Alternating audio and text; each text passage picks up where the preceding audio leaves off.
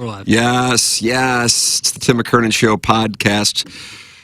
Inside STL's best podcast, going back to 2017. Year in and year out. It's brought to you by Seth Goldcamp of Design Air Heating and Cooling, online at designairservice.com. James Carlton of the Carlton State Farm Insurance Agency, online at carltoninsurance.net. And Mark Hanna of Evergreen Wealth Strategies, online at evergreen-ws.com.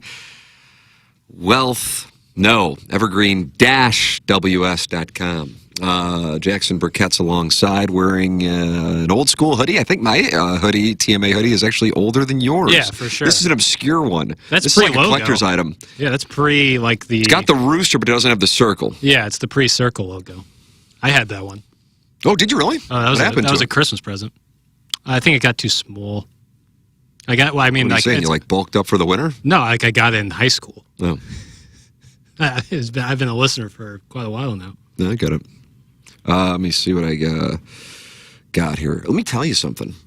T. McKernan at InsideSTL.com is how you can email in for this podcast. The listeners have responded. We've got Jim Dandies for you today. Love it. Now, as I always like to set the stage for Jackson's purposes, hard out, we are talking right now at 1:08 p.m. on Thursday, March 5th. Got a meeting at 2:30. So hard out for you. Great news. Yeah. But we have wonderful emails. I like when the listeners, it's like, James Carlton, sponsor of the program, but he comes in on Mondays and he likes to have something for us to make us, kind of like what you did on Balloon Party, make the synapses fire. Right. And he makes you think. Love that. Well, that's what the audience has done. All right. I'm going to hold out my fingers. In my right hand, I have a number, and in my left hand, I have a number. Whatever one you're closer to, that will be the order. Go. Any number, 1 through 10? 1 through 5. 1 through 5, I'll go with 2. And it's this one, and that means it will be the first email that was sent in, and here it is. All right. Got a long one, per usual. See if he identifies. I don't know if he wants me to use his name, though. But he's a QFTA Hall of Famer. Okay. Got a long one. Per usual. I've listened for a good chunk of time through station moves, ownership changes, on again, off again beefs. Have we had beefs on the show? Like actual radio wars?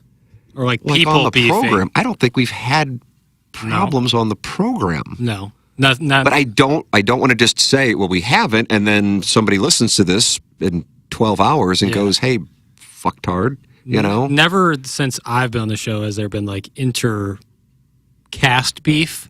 There might have been beef with people years previous from like outside the show beefs, but from my experience, we've never had anything where like, me and Doug are beefing.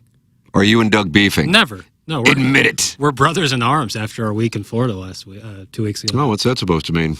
Well, after the flat tire situation, Doug and I really got to know each other. And Doug would drive the car and you would give him directions. I would have the directions up on Apple CarPlay in the middle, and that just threw a wrench in the entire operation. Why didn't you drive the vehicle? The car was under Doug's name. I drove home from one day from golf because Doug had to use the bathroom, and I took the wheel and I said, this is my wheel right now, brother. Jesus, take the wheel. Carrie Underwood, think about that. Yep, I'm a carpenter. All right, fair enough. All right. I don't know. I mean, on again, off again beats, that could be in St. Louis media. But I don't really feel like that's going on the show. Yeah, But I mean, I know you've only been here for 5 years, and there's but the person writing it might be referencing like that stuff, which did go on, but it didn't really go on with our show. Okay, I'm going to read it again. I'm not going to interrupt this time. Got a long one, per usual. I've listened for a good chunk of time through station moves, ownership changes, on again, off again beefs, the rumors, the assumptions, all of it. I'm not asking this from a gotcha place or trying to stir up message board nonsense or asking for gossip. I'm genuinely curious about how the local media ecosystem in St. Louis actually works behind the scenes. I understand revenue matters. I get that part, but I'm more interested in the human and political dynamics that exist, whether they're acknowledged publicly or not. In local St. Louis media, is there actually a quote-unquote game that has to be played to build longevity? No overt politics necessarily, but unspoken rules like landmines to avoid, people you don't cross if you want to keep doors open type shit. You've clearly carved your own path, especially with ownership stuff and controlling your content moves. But in your career, did you feel like there were gatekeepers or power structures that influenced who could quote-unquote make it? Or is that something fans overestimate? On a related note, TMA leaned pretty openly into the adult industry angle with guests, live events, inside knowledge, etc. Whether people liked it or not, that became part of the brand. From a career standpoint, did that ever create quiet resistance in the market? Boy, these are good questions. Not public backlash necessarily, but hesitation from other media figures or companies. Or did that matter far less internally than listeners might assume? And if that premise is wrong, feel free to say so. These are observations and assumptions from corporate America that I have no idea if they're able to be mapped on top of your industry, so legit asking with curiosity. There were also stretches on AM signals and HD2 platforms, which from the outside can feel like smaller stages. Internally, did that ever feel like a step down in stature within the market? Or is that just fan perception because of how traditional media hierarchy works? Lastly, Doug feels almost uniquely durable in local media with long tenures, broadly respected, clearly opinionated, but rarely, if ever, divisive in a professional damaging way. Is that kind of longevity rare in this market? And do you think that's personality, strategy, political awareness, or something else? Is he more calculated than people realize, or genuinely just wired in a way that lets him avoid being the squeaky wheel? Appreciate the perspective. I think a lot of us longtime listeners are just curious how much of what we assume is real versus projected. At least I am. Thank you. Wow. It's really good. It really is. Thorough as fuck. And I have to be honest, I was saying to Jackson before we went live, I said, I think I got a good one from a QFTA Hall of Famer. He didn't leave his name, and that's the only reason why. But if you've listened to this podcast, you've heard me reference his name. And I said, but I haven't read it until I'm reading it. And the dangerous thing about being live on YouTube is if there's like a little, just a one little line, then it can be like a thing. But I mean, yes. I mean, what an outstanding series of questions. Yeah. Jackson, I'll go one by one. Yeah, let's do it. All right. Let's see. I've listened for a good chunk of time through station moves and so on. I understand revenue matters. I get that part, but I'm more interested in the human and political dynamics that exist, whether they're acknowledged publicly or not. In the local St. Louis media, is there actually a, quote, game that has to be played to build longevity? So I'll start right there. My answer to that is I would say no. But I think my career, which in St. Louis started, I guess I would say when I started at KMOV in March of 2000, but I did work at KFNS in 1998, kind of as an intern, and then you ever heard the term stringer, and I'm not talking about Idris Elba? Yeah. You have? Yeah. I feel like that might be an outdated term that wouldn't carry to a 27-year-old gentleman. My mom would she would either string or do like freelance stuff for some people, which is some is stringing. But in the show The Newsroom, there is something going on, I believe, in Egypt, and they hire a stringer to get sound and stuff. So when I was at school at Missouri, I was the stringer for KFNS for Missouri coverage. So like you would go get post-game sound for them. Yeah, they had the thing with Larry Smith was the football coach in that year. Very good teams, too. 97, 98 anyway. And then Norm Stewart was the basketball coach. And so I would go to those things and get sound and conduct one-on-one interviews and send them back. So I was a stringer. So whenever, either way, 1998, 2000, I would say that, and this is predating me because I think he died. Actually, he's prominent enough that you could just type it in, and I imagine I can find out the answer. Let's see. Bob Hyland died in 92. I think that is, if you talk to people in St. Louis media, I think he is considered one of, he's not an on-air, but he was the guy in St. Louis when it came to, he was KMOX was owned by CBS up until, I don't know, within the last decade. And Bob Hyland was the guy. But he passed away in 1992 at the age of 72. But he was the guy. And you look at the people who he hired and who he had in that sports department on air there, And also, this is from my father, but my dad will always say St. Louis used to have guys who stuck up for St. Louis. And that's one of the things we lost, that places around the country in New York, Chicago, L.A., they'd know they'd have to come and answer for a move that may hurt St. Louis through X, Y, and Z people. And that's one of the things that St. Louis has lost. Bob Hyland was one of those guys. Now, I don't think that exists. I mean, I'm virtually certain that it doesn't exist in 2026, but I also don't think it existed in 2016, and I don't know if it existed in 2006 either. Now, I realize I'm going to go to you here, which isn't necessarily fair, but how do you see that question? Because I think it's a good question, and maybe I'm oblivious to it, but I probably 20 years ago would have been able to say Alan Cohen's the GM at KMOV, Spencer Koch, who Martin is close with, I think he's retired, was the GM at KTVI, Fox 2. God, I can't remember the name of the GM, but she had been there for a while. I feel like at KSDK, maybe Lynn Beal. I could be off on that. You knew. Right. And then, John Sheehan, who I know well, really good guy, was the GM at KMOX. I would actually say John Kiowski here is probably that person, but he isn't like a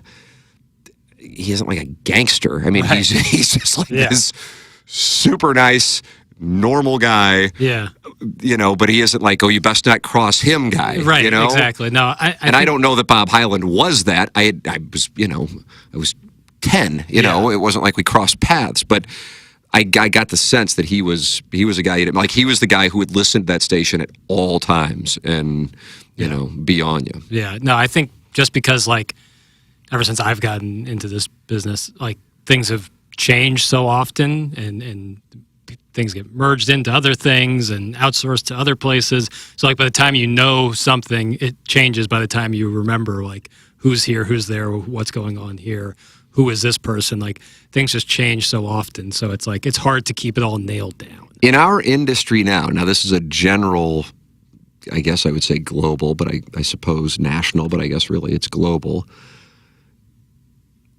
I don't know who collects a paycheck, like an actual W-2, is the highest compensated person anymore. I don't know, because unlike certainly 20 years ago, maybe 10 years ago, the people who were making the huge dollars, with the exception of maybe, and I don't even know if this exists anymore, cable news people, but I feel like that's kind of also... Yeah, by the way. So, yeah. Right. Own their own stuff and do their own thing and don't really answer to anybody. Right, definitely don't have a salary. Like a corporate boss. Yeah, right. Correct. That is absolutely not the way that it was when I started out. Let's just use 2000 as when I started out. As a matter of fact, if anything, if you were doing your own thing, I don't even know if anybody really was doing their own thing in 2000, it's like, oh, you can't get hired somewhere. Mm-hmm. Yeah, right. Right. The idea of a Substack being a main source of income now, which is very much the case for a lot of people, would have been oh, you just can't find work. Right. 20 That's years what it ago. is. I think one of the things that Howard Stern, I talk about wanting to have a putback. In other words, something that you said or did that you regret, would be how he crapped on podcasters, in the mid-teens-ish. And it was just this blind spot. Right. And it was kind of obvious that it was a blind spot right when he was saying it, because they had already emerged by the time he was saying it. And it was a way to dismiss people who had podcasts. And I realized, don't get me wrong, however many, I would guess there are millions of podcasts. You think I can get that information? Oh, yeah. Really? Definitely more. How many podcasts? Yeah, there's probably at least in America. 4.5 to 4.6 billion podcasts. I was going to say, yeah. That many different RSS feeds. Yeah. And I would say, God, if there are 100,000 of those that are generating 6 figures in annual revenue, I'd be shocked. No way. Okay. I think it's in the thousands, probably absolutely. 5 figures. But then they're also, I mean, so if you had like an average versus a median, oh yeah, because you're going to have some podcasts that are bringing in tens of millions of dollars. Got a $60 million deal. So with that all established, I think that's something that would be a shift. But because that necessity to do business with a corporation to distribute your show is, I don't want to say it's gone, but the barrier to entry has been significantly reduced, then therefore there cannot be a person or people or corporation that you can't cross, so to speak. But at the same time, I also would tell you this: when I first started out, I didn't think that there was a person or people or corporation. At the same time, I was 23, and when you're 23, you're not really aware of that dynamic anyway. Right.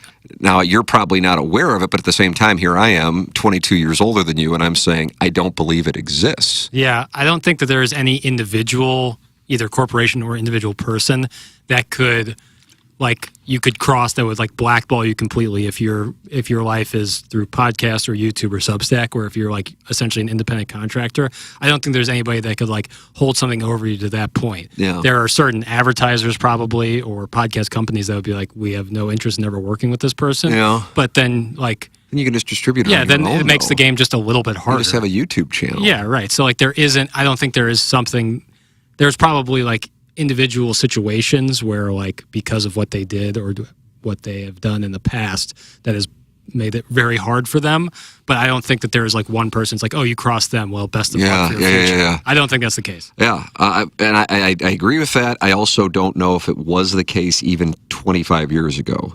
But if somebody who is in media or has been an observer of media would say, oh, you missed this person or this company, and this is, Yeah. Either. I think for those in the YouTube chat, feel free to espouse that, or you can always email me, tmckernan@insiders.com. I think the best example, I just saw this, it was like, maybe it was 10 years ago today or something, but I saw it. Do you remember Barstool Van Talk? That was PFT. Oh, is that the Sam Ponder yes. thing? So essentially, that was 10 years ago? I think so, yeah. Holy shit. Like essentially, they did the one episode of it and it got canceled. And the ESPN basically was like, yeah, we'll never work with Barstool. And then years later, Barstool has they own the morning block on FS1 and work with whoever, and Netflix has a huge deal now with them with Part of My Take. So it's like, even if you did cross somebody who is viewed in the industry as like, oh, you can't cross them, as the landscape evolves, that can change too. Mm-hmm. It's very fluid. That's exactly right. On target, and I would say quite astute as well. Let's see. So in St. Louis media, in local St. Louis media, is there actually a, quote, game that has to be played to build longevity?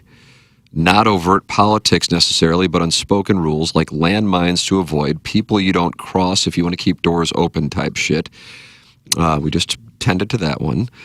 You've clearly carved your own path, especially with ownership stuff and controlling your content moves. But in your career, did you feel like there were gatekeepers or power structures that influenced who could, quote unquote, make it, or is that something fans overestimate? My answer to that is I didn't know that fans thought that. So this is the first time that I'm seeing it. I didn't know that people thought that. And then if people do think that, then I would be curious as to who people think or what company people think are the gatekeepers. Right. And I know I'm looking at you just because you're in here, knowing that you don't necessarily, because we did kind of touch on it, but I didn't know that. Have you seen that set about? No. It feels like a very old Hollywood thing. Yeah, I could see it maybe being like in the 90s, and maybe it was going on in the aughts, and I was just oblivious to it. Yeah. But but again, it does strike me as something that certainly could be possible in like the 70s, 80s, and maybe 90s. Yeah. I don't know. Yeah. But now, when you can just go, okay, I'm going to go on YouTube. Right. And then I'll take the advertisers with me, and you do your thing, I'll do mine, and it God seems bless. antiquated for them to be like a you don't cross Robert Evans. I don't even know. Like if you asked who the most powerful person in St. Louis media is, I honestly don't even know. I don't know. I have no idea. Like logic would dictate, whoever is the operator of the television stations, or they're called clusters of radio stations. I know you're aware of that, but I'm saying this for the audience's purposes. Like Hubbard's cluster is 101 ESPN, 105.7 The Point, KC95, 106.5 The Arch, 92.3 WIL. And Odyssey is KMOX, Y98, and a handful of other stations. I actually don't know all the breakdowns. Yeah, right. It's not something I really monitor. And then I guess it's iHeart. iHeart has a bunch, yeah. What was Z1077? I'm not saying this today. Yeah. So anyway, and I don't think there are any other corporate clusters in St. Louis. Not that I know of. But anyway, the TV station owners. But it used to be when I was coming up, Gannett owned KSTK, Belo owned KMOV, and Channel 2, KTVI, was a Fox owned and operated. And it was always a good thing if you were a Fox O&O or CBS O&O or NBC O&O or ABC O&O, because that meant you were part of that actual network's portfolio, and therefore you would be treated with a little more respect. So you knew going in what companies had good reputations. It's so funny. I don't know if funny is the right word, but here's a little anecdote. One of the hottest topics as far as media debacles in St. Louis over the last 5-10 years has been Fox Sports Midwest to Bally's, DBA right. Bailey's, Right. to FanDuel, to whatever the hell's going on. Yeah. And that was a Sinclair thing. Mm-hmm. Sinclair. And when I was coming out of the University of Missouri, you don't even, that doesn't even cross your mind. You're going to be lucky if you make something with a 2 in front of it. Right. And I can assure you, 4 zeros. So it's you're not going, oh, well, let me pass on this job. You're starving, so you take whatever. But you heard about the companies that had good reputations and ones that had bad reputations. And I remember I had an offer. One of my first offers was in Fayetteville, and it was a Hearst Argyle station. Jackson, you ever heard Hearst Argyle? I assume that's William Randolph Hearst's I think you might company. be right. See if they're still, now it's just Hearst Television. Yeah. And it was Hearst Argyle. And they had a great reputation, so that I considered it more, even though I didn't know what the hell that meant. Mm-hmm. And then Sinclair, terrible reputation. And that was in the late 90s. And here we are, nearly 3 decades later, and they're still going. Right. But it was known you don't want to work. So when I was at a point in 2021, considering what to do at the end of my contract at KFNS, we were looking at a variety of different options, some of which would have been ownership of places and going in with a group. And one of the people was in a different market who would have been a part of our group, very sharp guy. And he's in our industry. And he said, he was talking about, the decision I had. And he goes, who owns them? And I said, Hubbard. He goes, man, I'm telling you. That's if you're going to work for a company. He goes, if it would have been this company, I would have said, maybe not. But if it's that. So in our world, we know, just like I would imagine most people who have corporate relationships, which ones have positive reputations and not. And Hubbard truly does. I know people will say, some people maybe that's over now. I don't know that I'm saying that because we work for Hubbard. I'm not. I don't really know what to say. It's that those in our industry know that Hubbard has a great reputation. It's a family-owned business. How often do you have that? Right, especially in media. In media, I don't even know of them, especially with the portfolio that they have.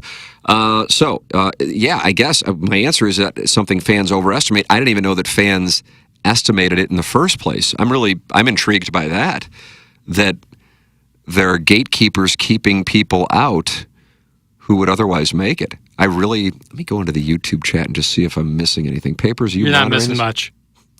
Wow.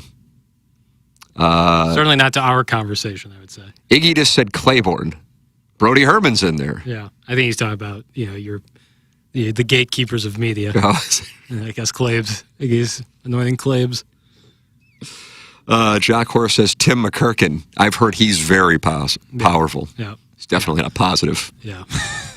Yeah, the idea that like we literally just mentioned like William Randolph Hearst, like that when we talk about gatekeeper, that's a gatekeeper. Yeah, that's Balsall Hard University out there in the Pacific Ocean. Yeah, so like the idea of like anyone being even in the same stratosphere as something like that, where like one guy owns 85% of the newspapers or media is because media has spread out. Like the pie splintered. Can I say splintered? Yeah, the pie has my legs up so people can see my lifts. The pie has grown It's really great to see the list. The pie has grown in terms of media, but it's also chopped up way more. Absolutely. It's chopped up in a major, like exponentially more than it was even 25 years ago. Oh, God, yeah. Or 15. 5. Right. I mean, I what am I doing right now? I always like to see if Jackson knows, because it's a very broad question. What am I doing? Now, theoretically, I'm sitting here exposing my lifts. Yeah. But what am I thinking? See if we are connecting so we can make love like Sting and his wife Trudy. Is that right? You said you're Trudy and I'm Sting? Yeah. I've always wanted to be Trudy, which is a great title for the episode. I've always wanted to be Trudy. It's really tough when you say, what am I thinking? I know. I just want to see if the pause is for like, there's so many like different places, and like the idea of like being like you have to hitch your wagon to something like an actual business as opposed to making your own business is so far gone. Yeah, I mean the fact that less than 6 years ago we had an offer in, and it was accepted to buy KFNS. Right. For I mean not even remotely close to what it was bought for in 2004, not even remotely close, but either way, substantial amount of money. Even multi-millionaires would say it's a substantial amount of money.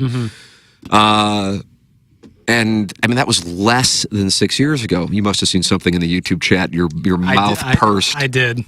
Is the bottom comment. I just finished, and then milk. It's the recovering alcoholic from Belleville. Always bringing heat. You better believe he's bringing heat.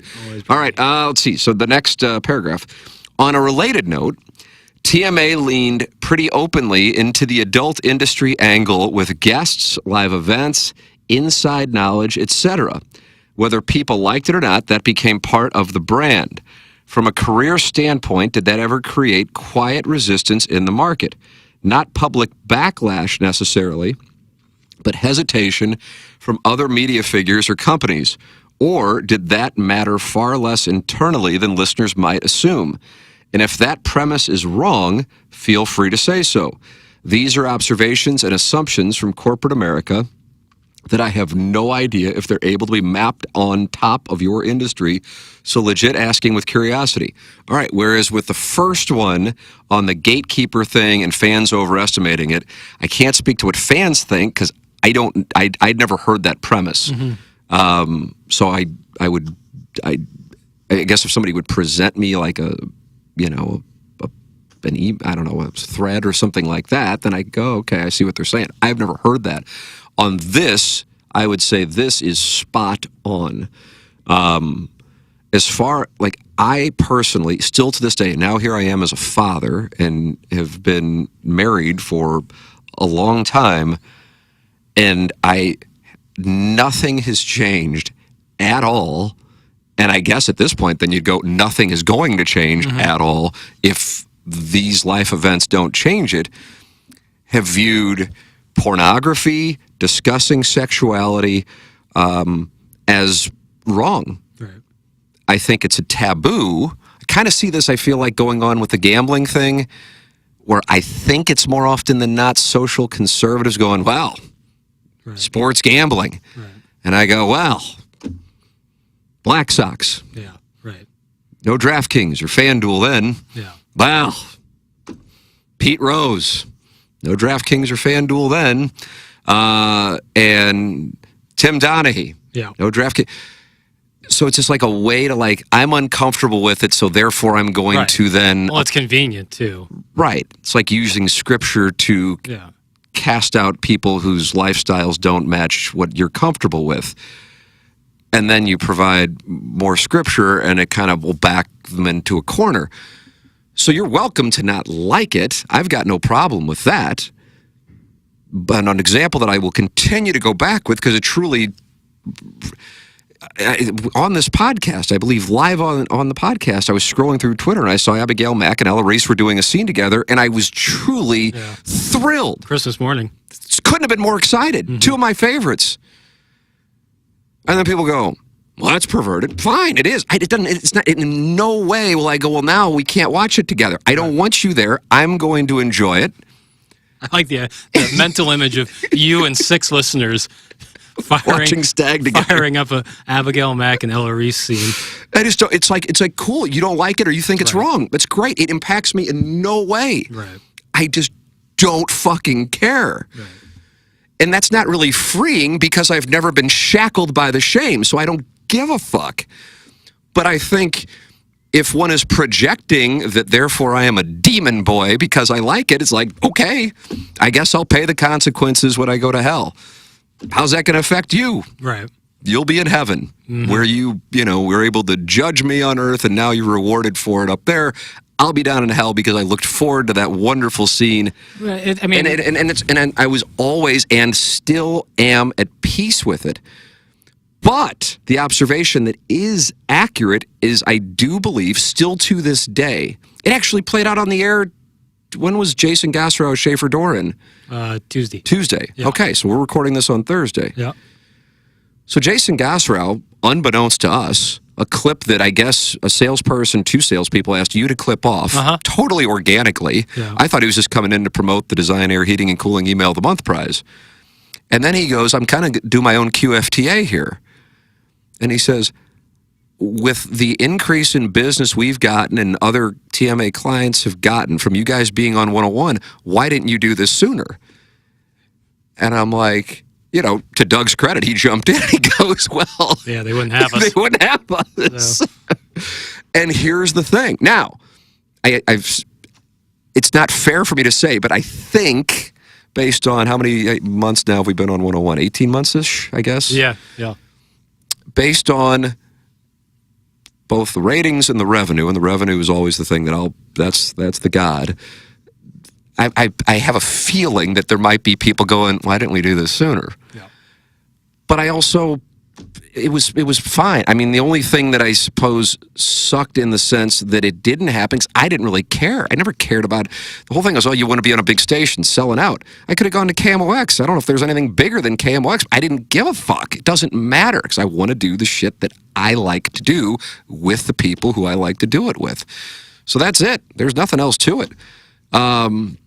And so it wasn't something that was on the table ever. And even when the time came and they wanted me to do 1 hour on 101, I didn't really want to do it. So it was like, oh yes, here's my chance. I'll be legitimate in the eyes of people who I don't really care about their opinions anyway. And I truly, truly am grateful that somehow I've been able to thread the needle on making a decent living in the industry, all while not having to MC events because I'm perceived as a pervert that you can't have front your events. It's great. Yeah. I couldn't ask for anything more. Yeah. But I truly do enjoy the porn. Right. So it's not an act so that I don't get asked to do shit I don't want to do. Right, which would be a very good meta play. God, man, I don't want to MC. I have no interest, because then I got to say no to a bunch of stuff. I don't want to do it. I want to spend time with my family and my friends. That's it. Yeah. I'm going to go fucking sit there and give you hand job Jay Leno jokes? Right. No, I hope you like me and you'll invite me back. Fuck off. Pay me. Takes away from porn time. You're damn right. Yeah. Ella Reese is going to have a new scene. That's the thing is I think as David Fincher said, at our core, we're all perverts and barbarians. I didn't know this. Who is this gentleman? Who is this Fincher and why is he chirping? David Fincher, director of Fight Club and Seven. Yes. I thought you were talking about an author. No. Okay. Well, an author in his own way. But he's like, I just feed that to you. And in a way, people can say oh, I denounce pornography and sex and I denounce violence, but, porn is still half of all internet traffic, and a video game like Grand Theft Auto is still the greatest selling franchise in video game history. So it's men lie, women lie, numbers don't. At our core, we're all pretty much perverts and barbarians. We love violence, we love sex, and people can say they don't, and maybe some people truly don't. But let's all be a little more honest with ourselves. Well, I mean, and if people don't, and if I'm on the island and I'm the only one that enjoyed the Abigail Mack and Ella Reese scene, that's fine. I still enjoyed the Abigail Mack and Ella Reese scene, and I do not believe there are any negative consequences to anybody at all. And that's where I am. That's kind of my moral North Star. But I also realize I'm probably the only one traveling to that North Star who has a show that's got some semblance of a following in St. Louis and at least talks about it. So I recognize that. And so while Doug was right on target when he said they wouldn't have us, which it's 100% the truth, I mean, the the truth of what really took place. I've told Jackson this off air multiple times. It's like, have you seen the Springsteen film? And you said it's terrible. Allen White. Yeah, but follow me here. There's going to be the Hansel and Gretel. I know where I'm going with this. You're not going to have to retrace the breadcrumbs. Right, I'm rocking with you. I have not seen it. Okay, but it didn't do well, or it didn't play well. Poorly critically reviewed. Yes. And one of the criticisms was like, well, you're only focusing on the Nebraska album. Yeah. But if you were like to tell the whole story of this show, it would be to sort of tell Springsteen's whole story. And I think this show is equal to Springsteen, if not a little more popular. I don't know, though. Would agree. Thank you. Would agree. Those are called cradle to grave biopics. And what's a good cradle to grave? There are none. Wow. Yeah. And what's a good ISO chapter of a life? Goodfellas would be a prime one. Oh, nice. Yeah, and even though that one kind of starts, but like I really liked the Ferrari movie that came out a few years ago. Is that right? Driver. I haven't seen that yet. I really enjoy it, and it's like literally just a month of Enzo Ferrari's life. All right. I really. People didn't love it, but that's because they don't get. I thought it was nominated. I mean, not that. Yeah, but it was not as well received. But it's awesome. If I were to isolate a year that would tell so many different stories about this show, and so many, because it includes so many different members of the show and the dynamics and the different narratives around the show and chaos, I guess we were leaving a bad situation and some difficult people. But so you didn't necessarily have that going on. At least I don't think so, because we knew it was over, and so that tension that has been omnipresent for so many years wasn't there. But it was that, and I recall in that time, I remember saying the person who was trying to hire me at KMOX said, "You just got to figure out what you want to do." And I said, "Well, I know what I want to do." And they said, "Well, what is it? Let's end this." And I go, "I want to do TMA." That's kind of always my answer. Yeah. It's really easy. Again, you want to have a North Star. And they say, "Well, you can't do TMA." And I'm like, "I disagree." Yeah. And I don't go, "Okay, well, now look at the revenue and look at the ratings. I guess I won." It doesn't matter. I mean, but it's not surprising. Because it's always been there. Right. It just was on low-powered AM stations and HD2, but then we knew the numbers. And I guess when you know the numbers, then you're at peace. So you can, I guess maybe that's it. So you can say whatever you want to say. Say it's awful. Say it's failing. Say whatever the fuck you want to say. It doesn't change the fact that you're wrong, and here are the numbers. So that's that.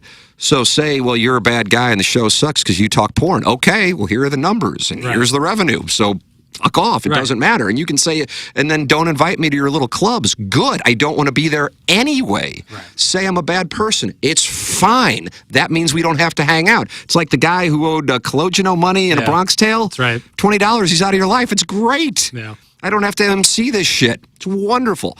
St. Peter, St. Gabriel, St. Louis, U-High. Otherwise, I'm out. That's where I'll go. Yeah. Those are my tour stops. Otherwise, I'm out, because that's where I have a connection. Otherwise, I'm out. And I will do stuff there, and I'm happy to do stuff there. But otherwise, I want to spend time with my family and make money and watch Abigail Mack and Ella Reese. It's like the prime example of subjectivity versus objectivity. It's like you can say, my opinion is that this show sucks.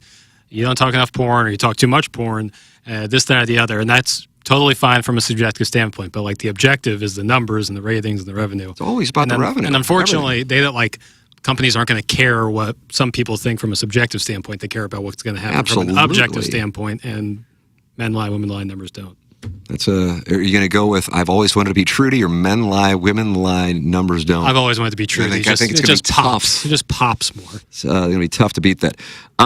So the question was, have we experienced it from a career standpoint? Did you ever create did the porn thing ever create quiet resistance in the market? And the answer is absolutely yes. And I wouldn't even say it was quiet. But I recall in that time, 2021, the Nebraska of TMA. Yeah, our Nebraska album. One of the conversations was, "Hey, we really want you, but we don't want you to bring porn stars in studio." And I'm just like, it's such an amazing thing. You said, no, this is where I draw the line in the sand. That this is something that people really believe. Oh, well, now. Yeah. But because we did it, I don't know. I mean, Jay sucked on Seika's toes. I think. I know she had arthritis though, and that might have.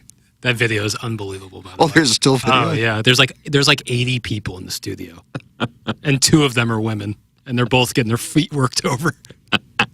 There's like 5 different cameras. I know. I think we just had listeners coming in and like videoing it to go and beat off. then they pan it to like the window outside, and there's like guys like you can see their breath on the window, and you could like draw on it. It's crazy. It's super hot. It is hot. That would have been like what, 13, 12 or 13? Yeah, I think you're right. Ariana Marie. Yeah. Lisa Ann, but that was certainly Lisa Ann. career. I mean, there's got to be others, I guess. We considered the OnlyFans. Caden had to come in a few times. Yeah. The OnlyFans? Brianna Coppage. Yeah, but that was after the Nebraska of TMA. Yeah, that was in our Born in the USA era. That's right. We were really defiant.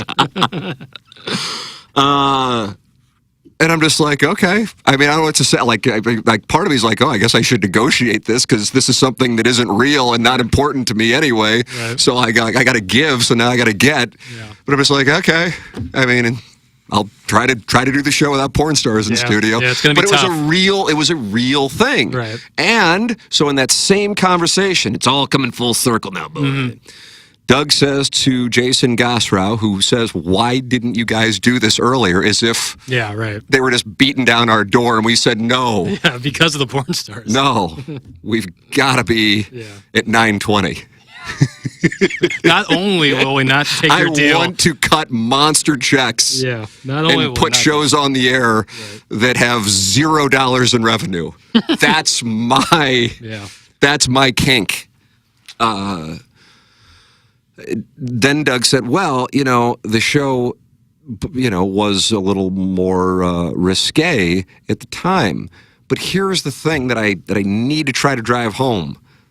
I'm different now.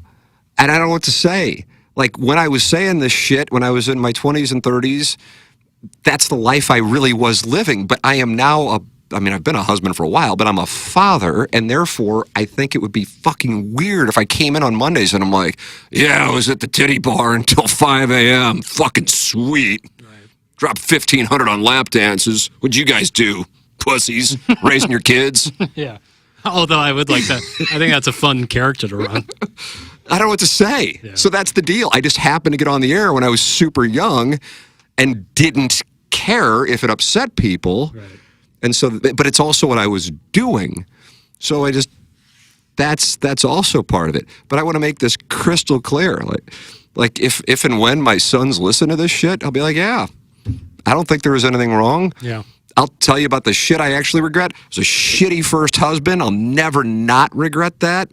And I guess I wish I wouldn't have fucking stayed out until all hours of the night in the aughts, and I wish I would have saved money and been more fiscally aware, because if I was aware, I think I would have done it.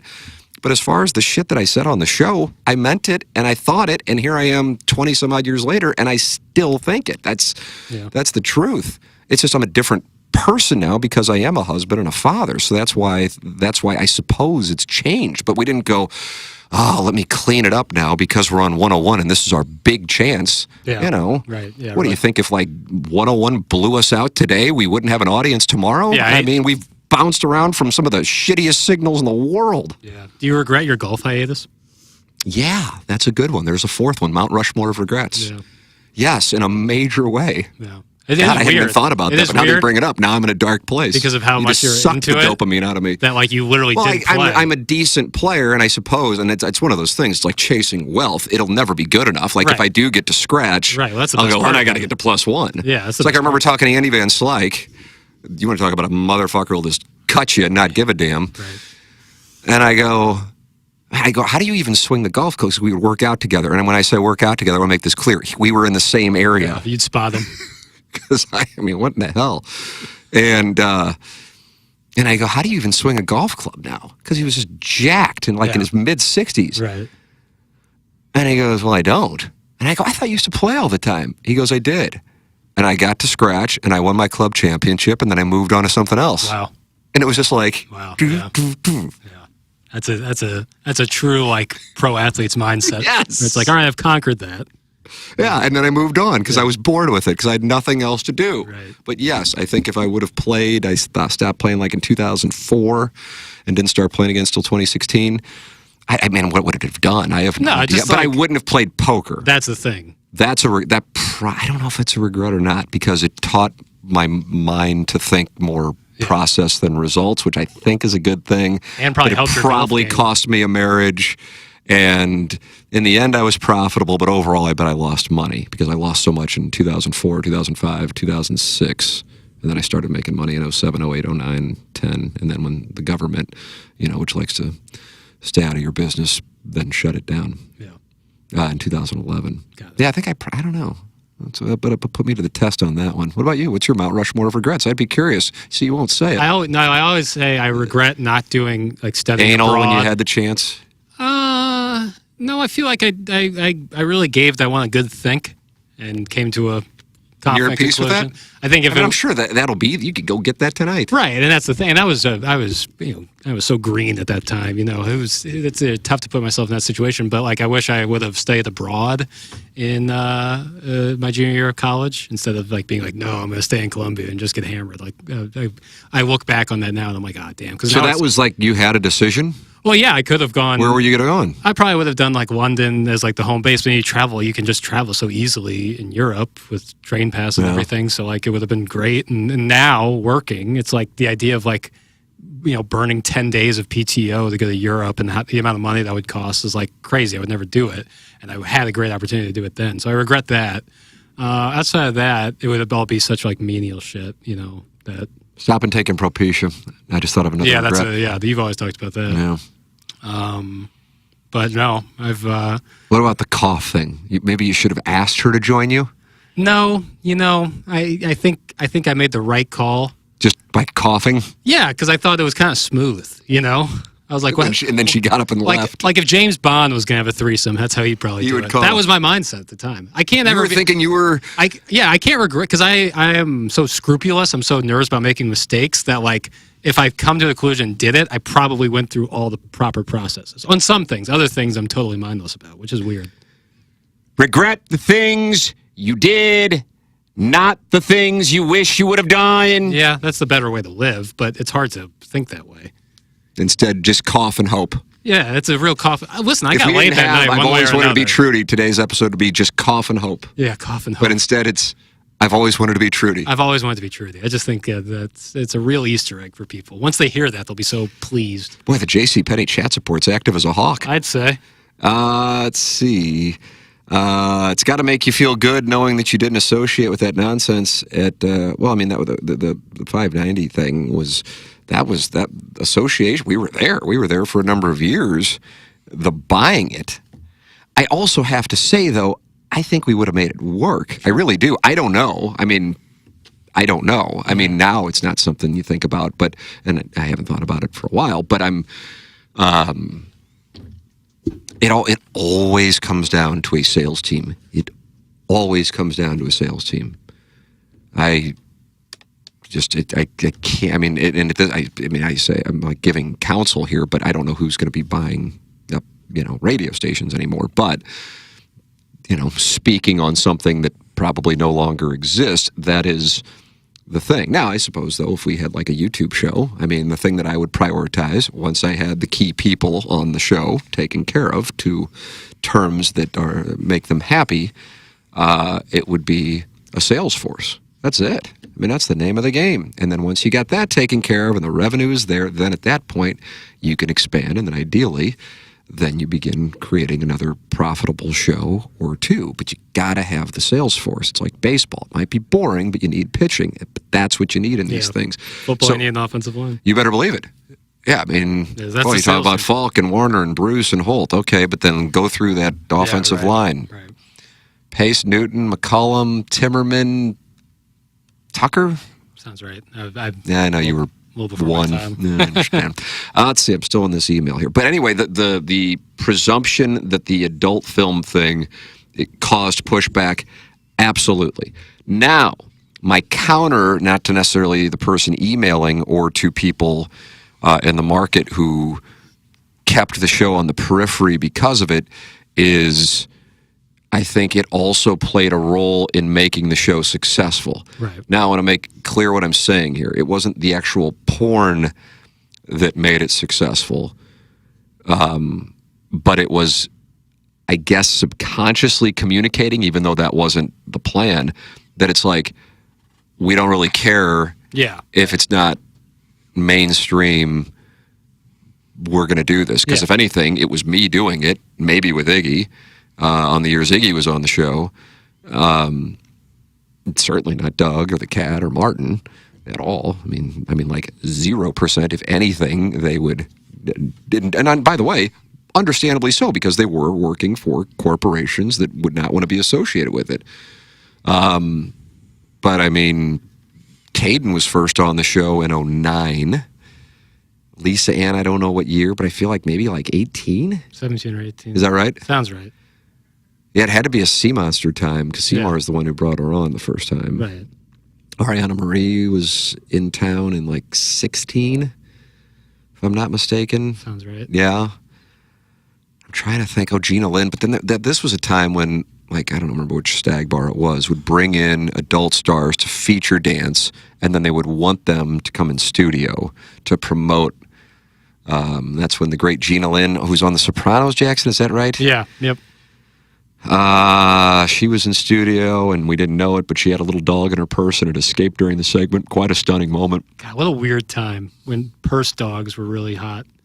Really, that'd be another title. What a weird time when purse dogs are really hot. Yeah. I think that was from Paris Hilton. I was going to say, for sure, Paris Hilton. I think PETA would have a real issue. Is that right? And that would be problematic. It's like an accessory dog. That's what they were. Like if you have a dog in your purse and you're doing a radio and it escapes and you have no idea, clearly your interest in this animal is not all that strong.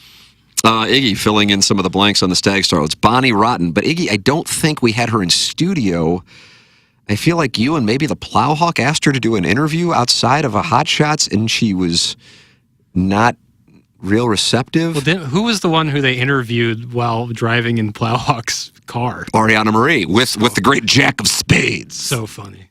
So funny. And I think he took him down to the arch. Yeah, we had Sonny Leone in, and Sonny Leone is like one of the biggest stars in the world now, but she's in Bollywood. Ah, got it. And I remember she came in, she might have been, I mean, how fucked up is this? But I gotta be, and Brie Olson, when she was one of Charlie Sheen's goddesses. Right. But like the people we put together, I loved it. Like there isn't, like, if I'm proud of this, I look back on it, I'm like truly proud of it. We had a thing at Wave Taco, which is a sand volleyball courts in downtown St. Louis. I mean, for real, now, I don't know if you physically can go there. I don't know if council would advise you to go there. Sure. I could see it from the place I lived in was above Flannery's on Washington Avenue. And a buddy of mine bought it. It was a storage place, and then it was also these volleyball courts, sand volleyball courts. So we have this event there. And, all right, Sonny Leone, who now has 6.4 million followers. Sheesh.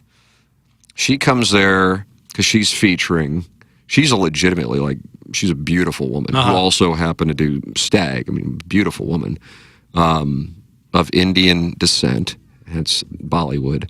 She brings her boyfriend, who was a Stag performer, with her. Was that Danny Jackson? Was his name Danny? I vaguely remember. Who was Wolf? I believe that was Iggy's contacted us. Dillian. Was Dillian Harper involved? Iggy did mention Dillian in there, and Jessie. I guess Jessie Jane. Yes, she came in for events as well. She's super famous too, right? Oh, yeah. Absolutely.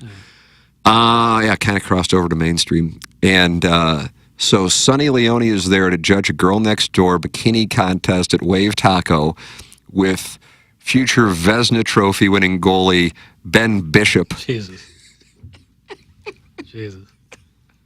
I think Timberfake, who may or may not have had the racially inappropriate gentleman holding an umbrella over him. Well, how could you walk into a place without that? Especially in July.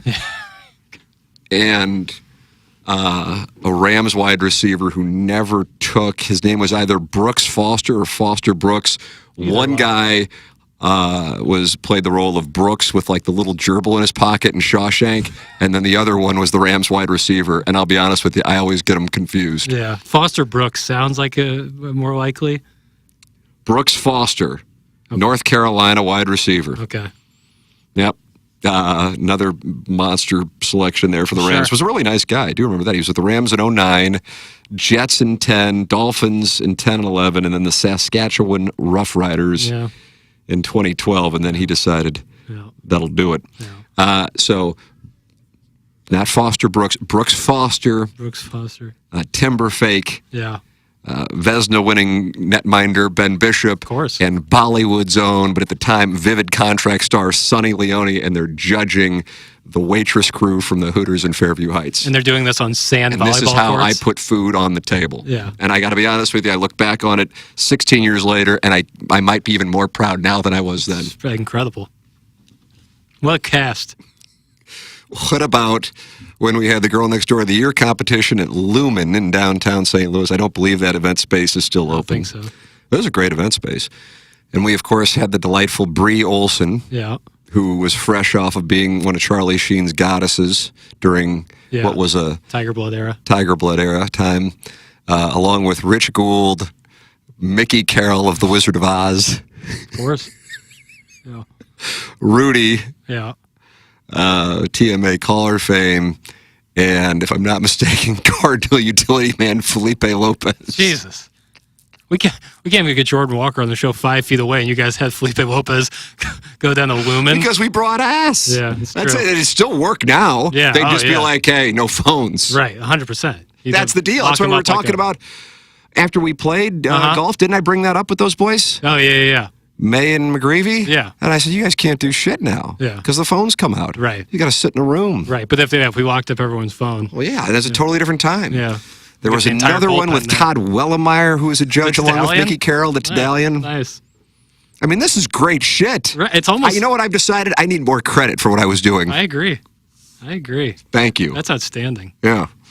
But anyway, the question in the email is absolutely the case. It's absolutely the case. It was, and I guess still is, a thing. But at the same time, now, if I choreographed that as a meta play so I wouldn't have to host things, I would say we need to really, the big now we need to do a statue. Yeah, that would be. But it was just because that's like what I'm interested in, and I'm still interested in it. But I'm, as I said, approaching 50 with 2 children and a wife, and it just would be a little odd if what I was doing then I was doing now. And I want to make this clear. I'm not saying if you're 50 with kids and a wife, you shouldn't be doing it. Just for me at 49 with kids and a wife, it's not where I am. Right. I got home from the Billiken game last night at 10:30, and I'm like, oh, fuck. Right. How am I going to do this? that being walk upstairs and go to bed. But that's like the price of authenticity in a way. Like if you were authentically yourself back then, doing what you were doing, like if you want to stay authentic, you kind of like have to continue to stay true to yourself. Otherwise, then it becomes a facade, and then it becomes fake, and then the wheels fall off. Yeah. So that's what it was. That's the positive and negative side of the polls there. I mean, if anything, there's so many different. The credit for the thing being around as long as it has is the sales staffs and the clients who were on board, but then the audience who supported the sponsors that generated the return for the advertisers, which made the thing. Is Danny Solomon, who's one of our general sales managers here at Hubbard. We came in and he goes. This is a little fun fact. Jackson, what do we have? We have QFTA Easter eggs. Is that what they're called? Yeah, Easter eggs. So there was a time, and I don't remember. I know that John Beck, who has since retired, but he was in charge of Emmis, which at the time was 105.7 The Point, KC 95, 97.1. Oh, God, now I'm going to forget a station, and it's going to make me look bad. I'm going to try to do that, but I am. I can't think of what it was. Maybe 96.3. You know the Emmis stations. Well, no. KC 105.7. It's neither here nor there, but it was a powerful group. 106.5 The Arch, right? Maybe? I think that's been here for a while, but I could be off. Either way. And they were going to do a deal with us. And they said, send over your ad revenue. And I'm like, and I asked my advisor, he said, yeah, go ahead. It's real. Gives a shit. I'm like, all right, here it is. And then like a day or two later, John Beck goes, "Can you send over your P&Ls?" And I said to my guy, and listen, I'm financially incompetent, but I know a little bit. And I go, "The fuck is this? P&Ls?" Right. Am I being audited? Yeah. Like, what are they going to, nobody's talking about buying the company. Right. My expenses are none of your fucking business. That's right. P&Ls. Yeah. Now, I suppose maybe with the benefit of hindsight, I should have just been like, okay, here. Right. But, we were making some money, but it was like, relatively speaking, like a 2% margin. So it wasn't anything significant. And my advisor's like, "Dude, that's a little fucking weird." And I go, "I know." I go, "This isn't a serious thing." About 3 years ago, because this happened, it was either in 2013 or 2016. I'm in Danny's office. He goes, "You remember when Beck asked you to send over the P&Ls?" I go, "Yeah, I actually do." And I was about to get my Irish up about it still. And he goes, "That was me." And I go, "What the fuck was that about?" And he goes, "We didn't believe you did that much in ad revenue." He goes, "We're like, you're on, I don't even know, we're 920. He goes, "There's no way." We were just like, "There's no way." He's just making it up. And there is an accounting firm that handles media buys that all the corporations have to and want to submit the ad buys to. So everybody kind of knows which stations are performing and so on and so forth. Well, as an independent operation, that's not something that we participated in. I doubt KFNS or probably KTRS even, but these are the corporate-owned ones. And he goes, "We just didn't believe that you had this ad revenue." Right. And as somebody who has been burned by people telling me they had ad revenue that they didn't have, I do understand that. But that led to us experiencing 2016 to 2021, which I'm confident took years off my life. But now that we got in the door, and he goes, "I was wrong. I'm sorry." And I go, "Well," Right. He goes, "Pound for pound, you guys have the biggest show in St. Louis because you were on these things, and we just didn't believe that there was any way that there was that much advertising." But that's grassroots. That's it. That's it. That's the whole gig. That's it. So I don't know. That's the background on what took place. So when Jason Gassrow goes, "Why didn't you guys do this sooner?" We were certainly interested, but again, it takes two to tango. Yeah, and there was not anybody pursuing us. So anyway, the observation on the stag thing, 100% correct, and it carries over to this day. Although I think, this is my theory, Jackson, is that the show and/or specifically me as an individual, because I don't feel like Doug was viewed this way, or Martin was viewed this way, or the cat was viewed this way, and I don't know about you. Mm-hmm. I feel like by being on 101, it's like made it okay to talk about listening to the show publicly, whereas before people kind of whispered it. Yeah, St. Louis's dirty little secret. Ooh, I like that. Yeah. And again, if we didn't have I've Always Wanted to Be Trudy. Yeah. Although, No, I think it's definitely become more in vogue, because I think it's even changed the nomenclature, where it's like, I listen to the morning show. I changed the nomenclature. Instead of saying I listen to TMA, it's like, I love the morning show on 101. Like, is that right? I didn't know. That's like a safe thing to say if you listen. Because you don't want to say I love TMA, because then you're still dirty. Probably, yeah.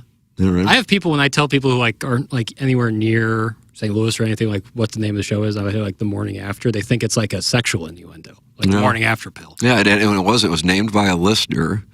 Was that Jason Sauer who named it? It sounds Sour Shoes. Sour Shoes, yeah. Sour Shoes, wonderful impressionist. Yeah. And the morning after was in reference to coming out of the KFNS in 2006, 2007, when producer Joe was fired, Martin quit, and the cat was fired. That was the morning after. That's how the name came to be. And people think the rooster is a reference to a cock. Yeah, and it's not. No. It's Earl Weaver. Earl Weaver. Banty Little Rooster. Right, and then you tell people that, and you see their eyes glaze over when you're explaining Earl Weaver and what a Banty Rooster is. And you're like, it's actually about, I mean, it's about a cock. What percentage of your friends even know who Earl Weaver is? Like Absolutely. 1%. And if it weren't for, I brought this up on TMA this morning, there was a video game called Earl Weaver Baseball. Terrible game. But we all played it because when there was a controversial call, a little 3-pixel Earl Weaver would come running out of the dugout and jump up and down and then run back to the dugout to argue with the umpire. And we cheered. Oh, we cheered so mightily. The barrier to entry to get your own proprietary video game seems so low. How dare you? And then Tony La Russa baseball. I was gonna say Tony La Russa had a video. Like all these guys had. We got to get him on and ask about that. Could you imagine now, like a Skip Schumacher baseball? Like that'd be so weird. Like on PlayStation 5 now, Skip Schumacher's baseball. Kyle Loesch emerges with a fist. Yeah, that would actually be kind of fun. It would just be that moment. over and over. Yeah, never ending. Let's see. So after the Stag question, there were also stretches on AM signals and HD2 platforms, which from the outside can feel like smaller stages. Nope, that's a good read. That's a tight read. Yeah. Internally, did that ever feel like a step down in stature within the market? Or is that just fan perception because of how traditional media hierarchy works? Well, if you've only played for the Oakland A's, then all you know is sewage falling from the pipes on you while you're playing the game. Right. And in our case, we had never gotten to play at Yankee Stadium, and therefore all we knew was the Oakland Coliseum. Mm-hmm. But I suppose when it's all said and done, we're doing this as jobs, and therefore, if the dollars are, like I was having a conversation, maybe it was 2 years ago with Riz, asking him probably about the 101 thing, honestly. I guess that wouldn't have been 2 years, but it would have been, I don't know. Well, yeah, I guess it would have been more than 2 years ago now, because it started in August of 23. Yeah. Holy shit. Jeez. So probably in early 2024. And he goes, dude, I live by this. Always trust Tommy. He just knows what he's doing. Tommy Mattern. Uh-huh. And he goes, but we've always just kind of figured you've got it figured out. You don't have to put up with anything. You just kind of do your own thing, Yeah. But that also comes the cost. That's a perception. That's a perception of an on-air guy with the most successful show in the market, who's a great guy, that we had, that it was great because we had control of our own thing, but we didn't. We were dealing with these ownerships that were, not really radio people who would buy the station, and then, it was, the word I use is challenging, Jackson. Mm-hmm. I feel like that's a nice euphemism. Sure. But yes, the assessment that that's a step down is absolutely the case, but we had never been on a step up, so we knew it wasn't, but we made nice livings from it. I think everybody was probably making more money than some people at the corporate places, Mm-hmm. Certainly in the case of, the hosts. And then also, I think if you wanted to go into the, I don't know what the right term would be, the actual application of a day-to-day existence, KFNS, or when I did operate 920, that airtime was, forgiving's too strong of a word, but understanding of Doug would have to prioritize KMOV when he was doing it, and the Cat had to prioritize what was Fox Sports Midwest. And so they were going to miss time. The Cat obviously missed more because of being on the road, and Doug would miss time. And if there was a TV thing, he had to go to it in KFNS or 920. That was the thing. John Kiowski here has always had, and I guess that Martin might be the first example otherwise, actually, but this has been a big thing for him at 101 since its inception in 2009. Didn't want 101 to ever be the second job for people. Mm-hmm. Now, I think everybody would kind of go, yeah, TV is not what it once was, and content consumption is not local TV or radio. I mean, we both will watch podcasts, certainly listen to them, and so one isn't higher up than the other. But if your full-time employment where you got your benefits and your family received their benefits, then you had to prioritize that. So that was something that I think also factored into it. But the bottom line is nobody was asking. There were conversations over the years. There were conversations with here. There were conversations with Emmis, but that was Tommy. Tommy came, the first time Tommy and I met was 2013. That's how long it goes back. He identified the show. Back then. as something that he wanted to have as a part of something that he was operating. So, and that was when he was at Emmis.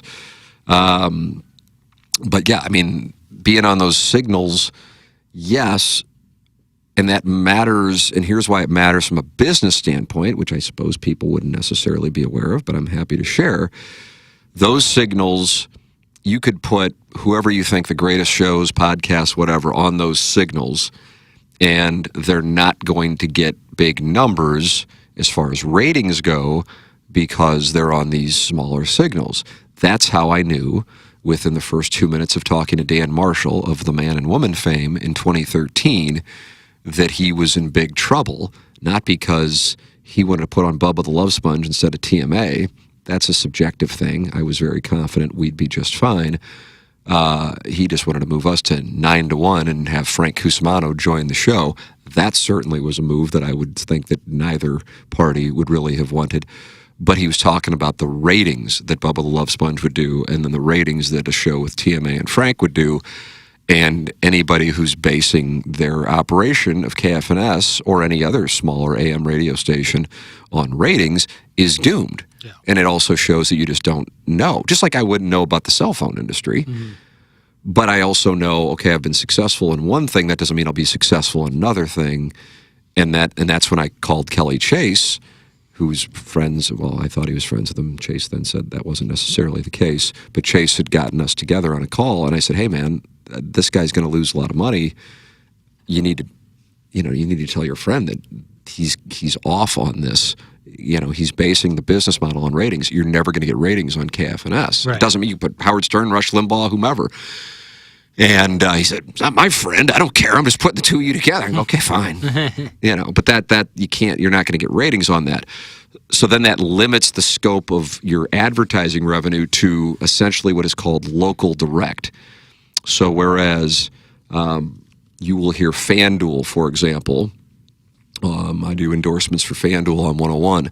FanDuel is not going to spend as much or anything on these smaller stations because they don't generate according to their data. Now I can sit there and go, no, our show is really popular. Like, we're in Las Vegas and we're ad buyers. We don't care. Our job is to be able to justify the ad buy to FanDuel's corporation. We're the middlemen. Yeah, essentially fuck off. Right. Right. So that's the deal. So your revenue overhead, your revenue ceiling is a lot lower on those. Now that doesn't mean you can't be successful. Right.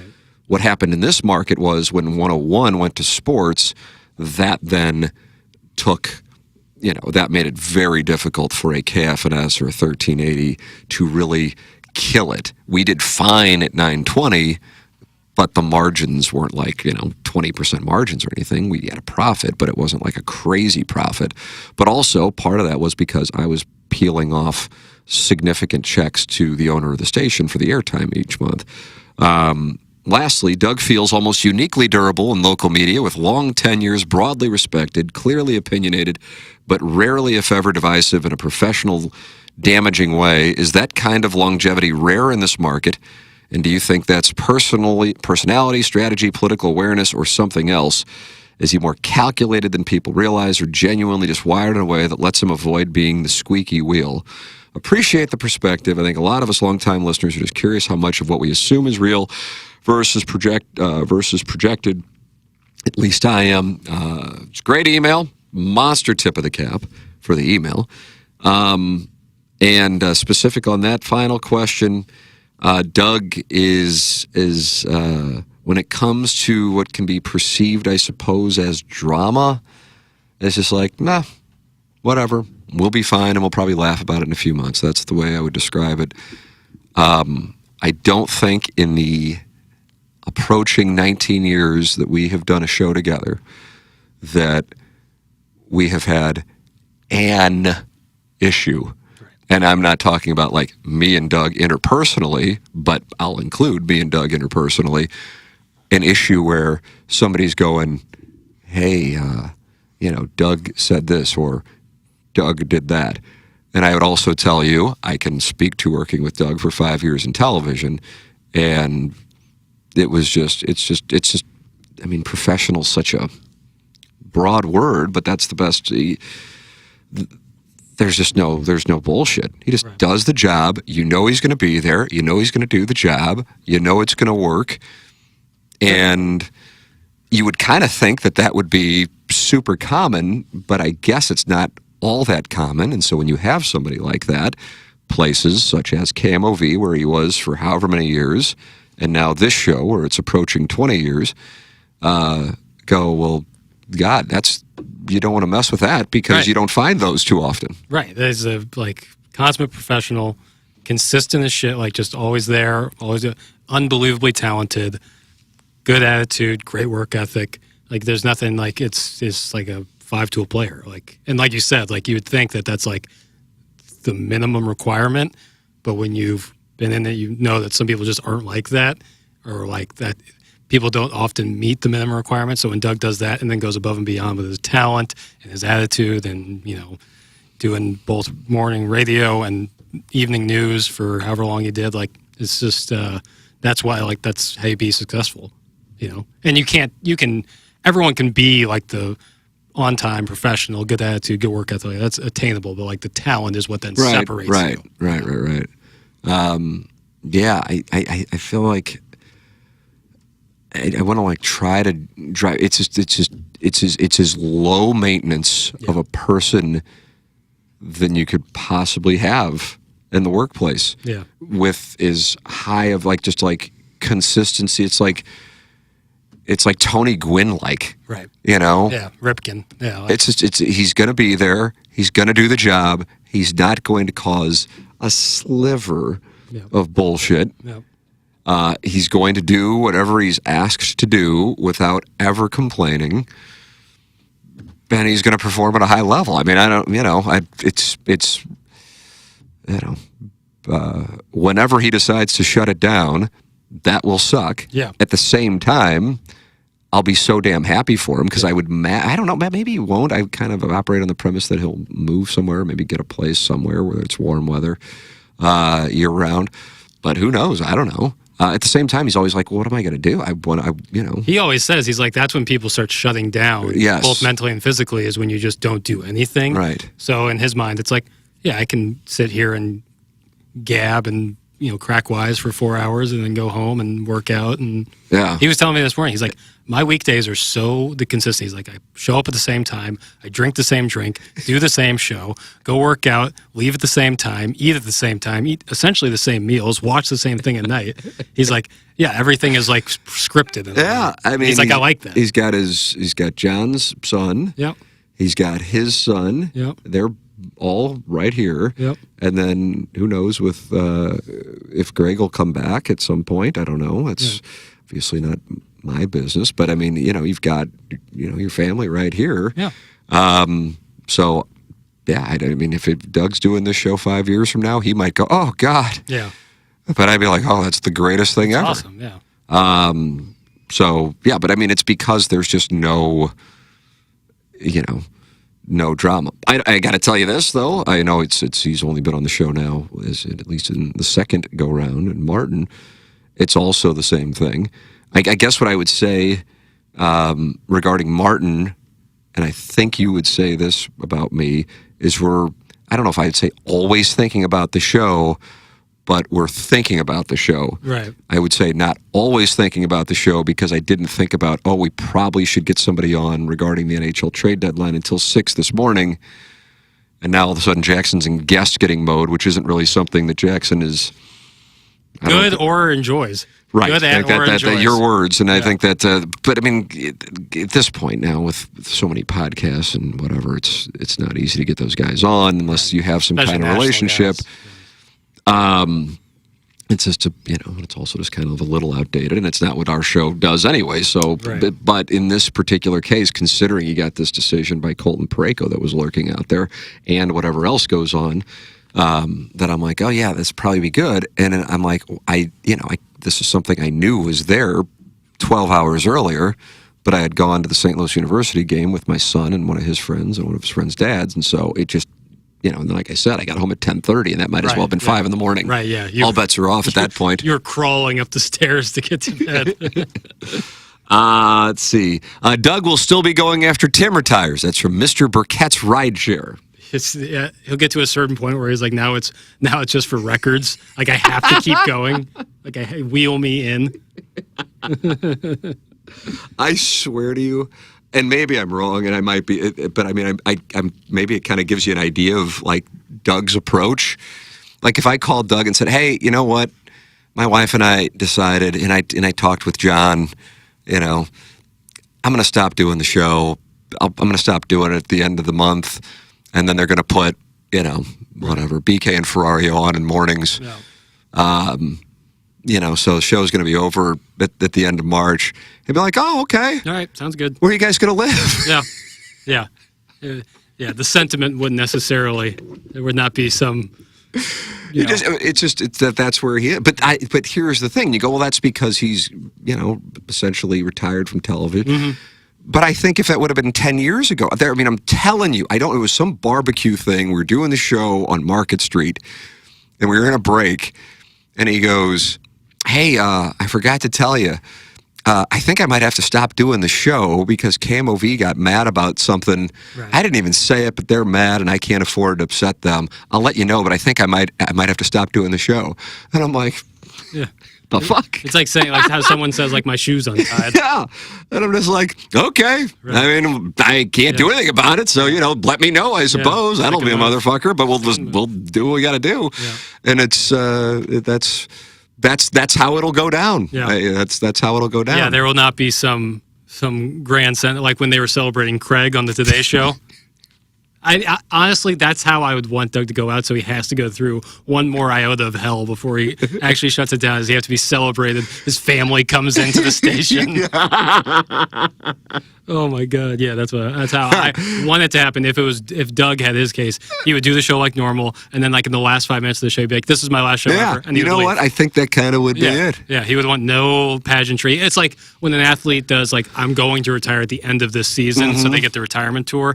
He would be in a much different camp where it's like minutes before the season, Andrew Luck style, shut it down at halftime of a preseason game. Mr. Burkett's rideshare says it would be hilarious if Doug just kept showing up on a new show and goes to his spot and puts his earbuds in every morning like nothing changed. Yeah, and this is a Jamba Juice now, and Doug still just comes in every day. Like they literally tore down the station itself, but he still sits there and talks for 4 hours. Yeah. It's for matcha now. I've said it to him before, but then he says, "Oh, but then I've missed out on some things because I think this way." Right. But I'm like, I'm so envious of your approach. Right. You know, I really am. I don't know how the Doug Vaughn Nirvana. And it'd be great if there was like a middle ground between like you and Doug, the way you like mentally. I just don't think that there really is. I don't know. I don't think that there necessarily is. So it's almost like it's like going down two paths. Right. You know, and it's now I would say he was always like this, but he says once you've had like a life-threatening he always has event, and that happened, you know, what, 6-ish years ago? 2021. 7 years ago? 5 years ago?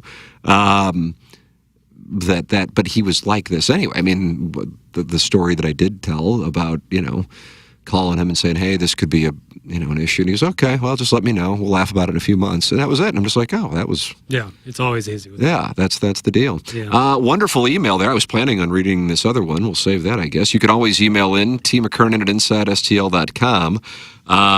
For anything, any topic. I'd really like an erotic story, but at this point, everybody's not engaging. Right, I guess it's like asking for a unicorn. I'm angry as a hornet. For Jackson Bennett Burkett, I'm Tim McKernan. Thank you to James Carlton of the Carlton State Farm Insurance Agency. Thank you to Seth Goldcamp of Design Air Heating and Cooling, and thank you to Mark Hanna of Evergreen Wealth Strategies. This episode titled "I've Always Wanted to Be Trudy." I've always wanted to be Trudy. Is now in the books. This is the Tim McKernan Show podcast.